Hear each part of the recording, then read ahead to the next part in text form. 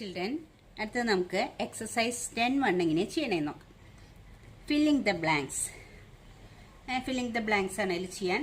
The centre of a circle lies in the dash of the circle. ബ്രാക്കറ്റിൽ രണ്ട് answer കൊടുത്തിട്ടുണ്ട്, exterior, interior. ഏതായാലും ശരി.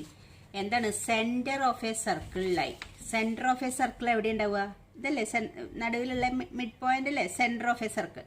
Centre of a circle lie on interior of circle. ഇതല്ലേ interior, പുറത്തുള്ളതാണ് exterior. പുറത്തുള്ളത് exterior, ഉള്ളിലുള്ള ഭാഗം ഇന്റീരിയർ. അപ്പൊ സെന്റർ എവിടെ ലൈ ചെയ്യുന്നത്? ഇന്റീരിയർ ആണ്. അപ്പൊ അതിന്റെ answer centre of a circle lie in interior of a circle. അപ്പൊ അതിന്റെ ആൻസർ ഇന്റീരിയർ എന്നാണ്. രണ്ടാമത്തെ ക്വസ്റ്റ്യൻ നോക്കിയേ. A point whose distance from the centre of a circle is greater than its radius lie in dash of the circle. അതായത് a point whose distance, അതായത് ഇവിടെയാണ് ഒരു point കിടക്കുന്നത്, എ എന്ന് പറഞ്ഞ പോയിന്റ്. ഹൂസ് ഡിസ്റ്റൻസ് എന്താ പറഞ്ഞിട്ടുള്ളത്? Whose distance from the centre of a circle greater than its radius.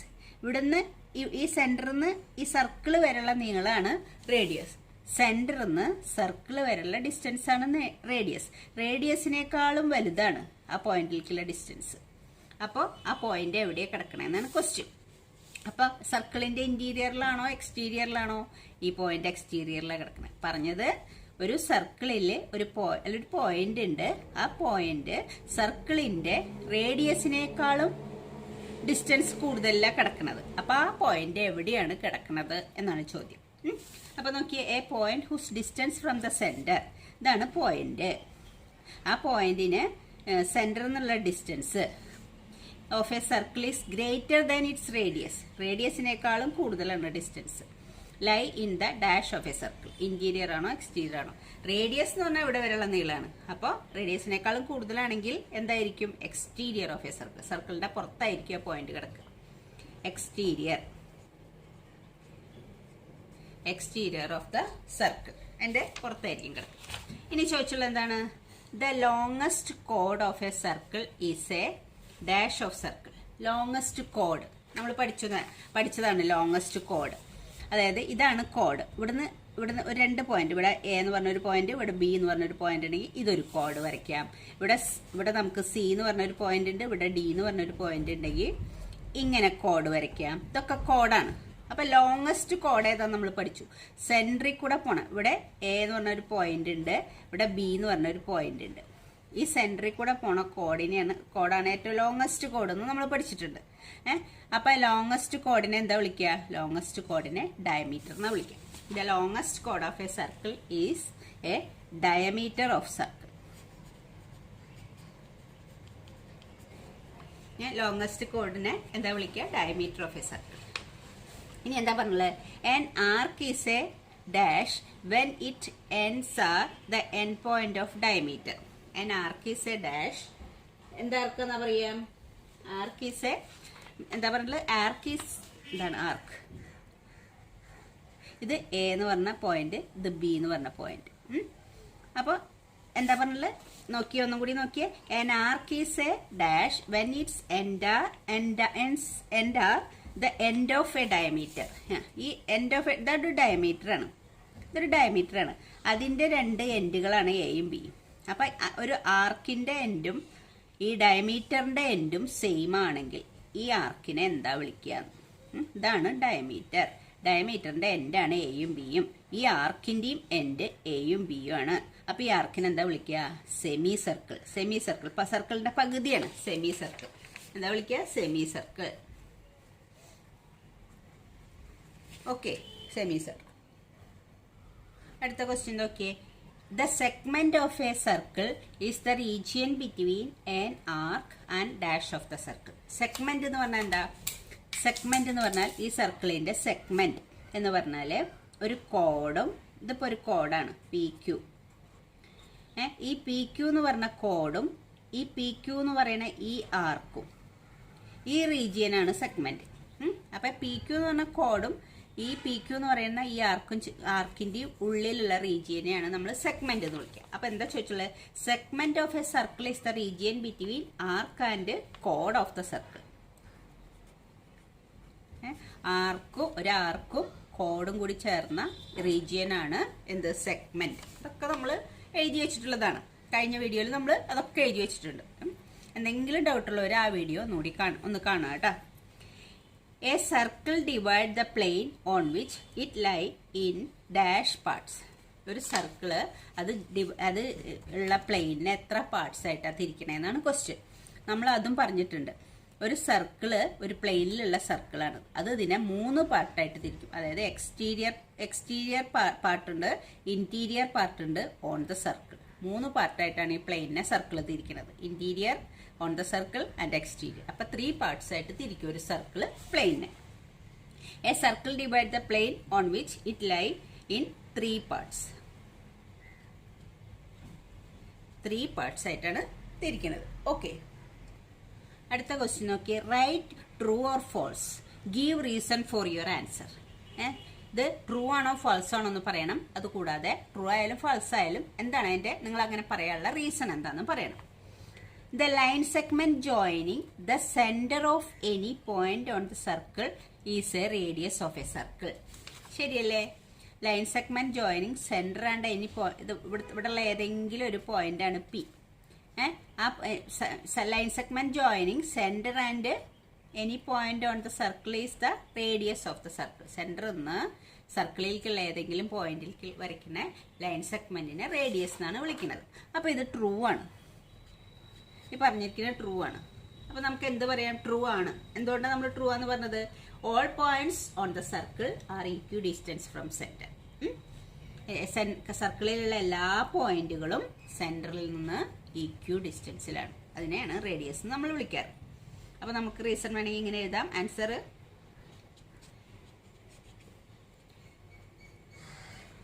all points on the circle are equidistant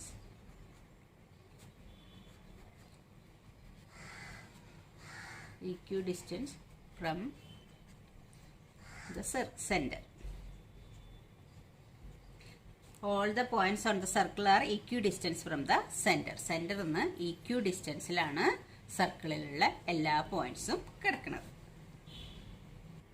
അടുത്ത ക്വസ്റ്റ്യൻ നോക്കി. A circle have only finite number of equal chords. Finite number of equal കോഡ്സേ ഉള്ളൂ ആണോ? അല്ല. അതായത് അത് false ആണ്. ഒരു സർക്കിളിന് ഈക്വൽ കോഡ്സ് പറയാം. അപ്പൊ ഇവിടെ എ, ഇവിടെ ബി, എ ബി, അതൊരു കോഡ്. ഇനി എ നമുക്ക് അടുത്തൊരു നെക്സ്റ്റ് പോയിന്റ് എടുക്കാം. അപ്പൊ ബിയുടെ നെക്സ്റ്റ് പോയിന്റ് എടുക്കാം. ഇങ്ങനെ കോഡ് വരയ്ക്കാം. അതുപോലെ എയുടെ ഇവിടുന്ന് ഒരു അടുത്ത നെക്സ്റ്റ് പോയിന്റ് നിന്ന് ഇവിടേക്ക് ഒരു കോഡ് വയ്ക്കാം. നെക്സ്റ്റ് പോയിന്റ് നിന്ന് അടുത്തേക്ക് കോഡ്. ഈ കോഡുകളൊക്കെ ഈക്വൽ ആയിരിക്കും. അങ്ങനെ ഈ സർക്കിളിന്റെ ചുറ്റും മുഴുവൻ വരയ്ക്കാൻ പറ്റും നമുക്ക് equal chords. Equal chords finite എന്ന് പറഞ്ഞാൽ എന്താ? നമുക്ക് എണ്ണാൻ പറ്റുന്നത്ര. ഇൻഫിനിറ്റ് എന്ന് പറഞ്ഞാൽ നമുക്ക് എണ്ണാൻ പറ്റാത്തത്ര കോഡുണ്ട്. ഫൈനൈറ്റ് ഈക്വൽ കോഡ്സ് അല്ല ഉള്ളത്. നമുക്ക് ഈക്വൽ ആയിട്ടുള്ള കുറേ കോഡ്സ് വരയ്ക്കാം. ഇനി അടുത്ത പോയിന്റ് നിന്ന് ഇതിന്റെ ഇപ്പുറത്തേക്ക് വരയ്ക്കാം. പിന്നത്തെ പോയിന്റ് നിന്ന് ഇപ്പുറത്തേക്ക് വരയ്ക്കാം. അങ്ങനെ ഈക്വൽ കോഡ്സ് ഇഷ്ടം പോലെ വരയ്ക്കാം. അപ്പൊ എന്തായാലും ചോദിച്ചത് ഫാൾസ് ആണ്. A circle has only finite number of equal chords. അത് ഫാൾസ്. ഫൈനൈറ്റ് നമ്പർ അല്ല ഉള്ളത്. അപ്പൊ അതിന്റെ ആൻസർ എന്താ? നമ്മുടെ റീസൺ എന്താ? A circle has infinite number of equal chords എന്ന് എഴുതാം. A circle can have infinite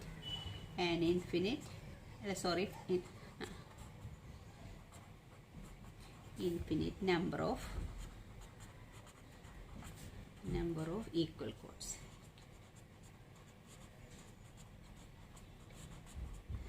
finite അല്ല. A circle can have an infinite number of equal chords. അതുകൊണ്ടാണ് ഈ പറഞ്ഞിരിക്കുന്നത് ഫാൾസ് ആയത്.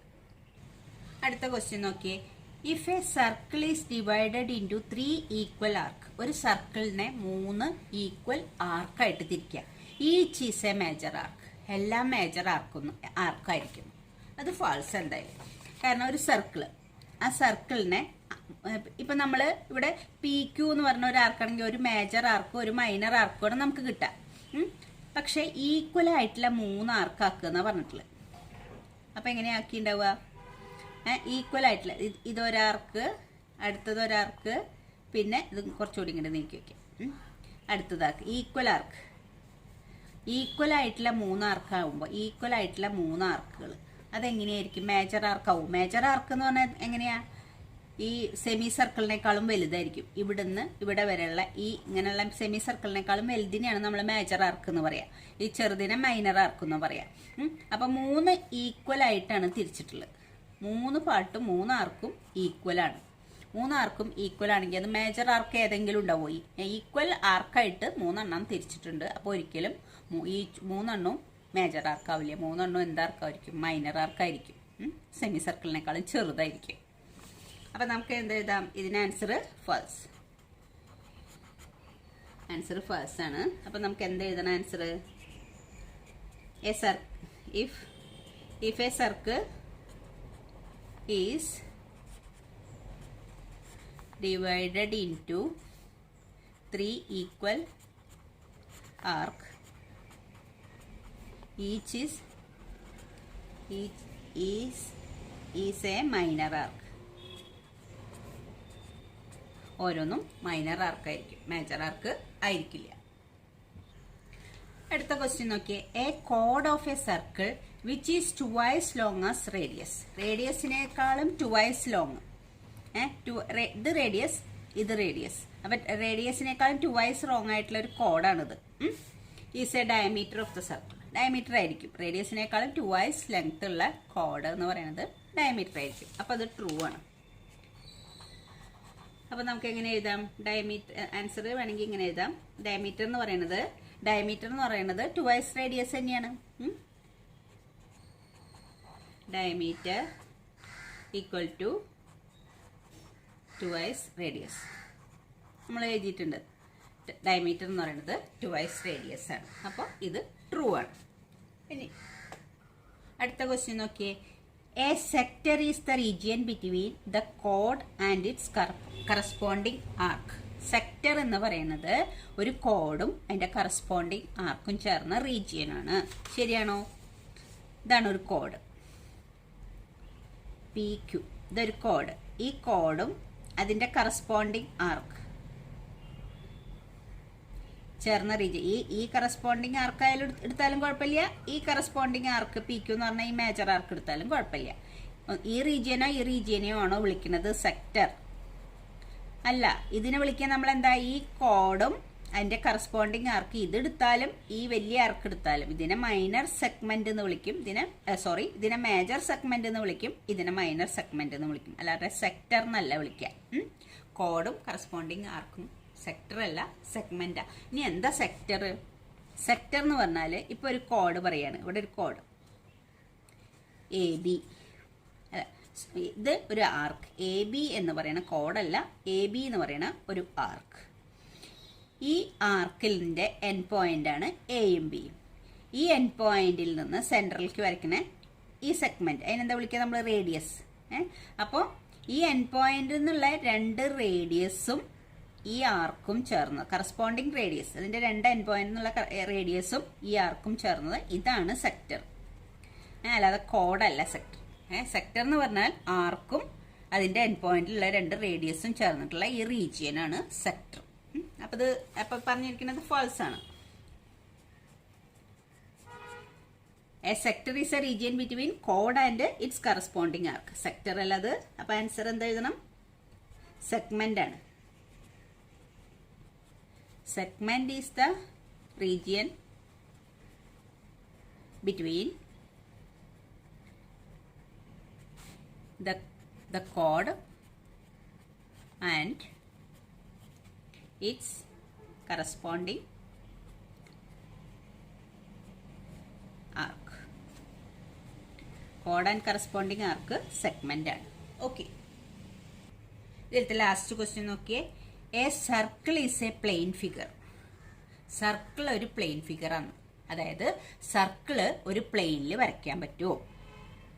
സർക്കിൾ ഒരു പ്ലെയിനിൽ വരയ്ക്കാം. നമ്മൾ പറഞ്ഞില്ലേ ഒരു പ്ലെയിൻ എന്ന് പറഞ്ഞാൽ ഇതിൽ സർക്കിൾ വരയ്ക്കുമ്പോൾ സർക്കിൾ ഈ പ്ലെയിനിനെ 3 ഭാഗമായിട്ട് 3 പാർട്സ് ആയിട്ട് തിരിക്കേണ്ടതെന്ന് പറഞ്ഞു. അപ്പോൾ ഒരു പ്ലെയിനിൽ നമുക്ക് സർക്കിൾ വരയ്ക്കാൻ പറ്റും. അതാണ് ചോദിച്ചിട്ടുള്ളത്. Circle is a plane figure എന്ന് ചോദിച്ചാൽ സർക്കിൾ പ്ലെയിനിൽ വരയ്ക്കാവുന്ന ഒരു ഫിഗർ ആണോ? Yes, true. അപ്പോൾ നമുക്ക് എന്ത് എഴുതാം answer? A circle is drawn on a plane. ഒരു പ്ലെയിനിൽ ഡ്രോൺ ചെയ്യാൻ പറ്റുന്നതാണ് സർക്കിൾ. അപ്പോൾ സർക്കിൾ ഒരു പ്ലെയിൻ ഫിഗർ ആണ്. ട്രൂ. അപ്പോൾ നമ്മുടെ ഈ എക്സസൈസ് കഴിഞ്ഞു. അപ്പോൾ അടുത്ത എക്സസൈസ് നമുക്ക് അടുത്ത വീഡിയോയിൽ ചെയ്യാം. Thank you children.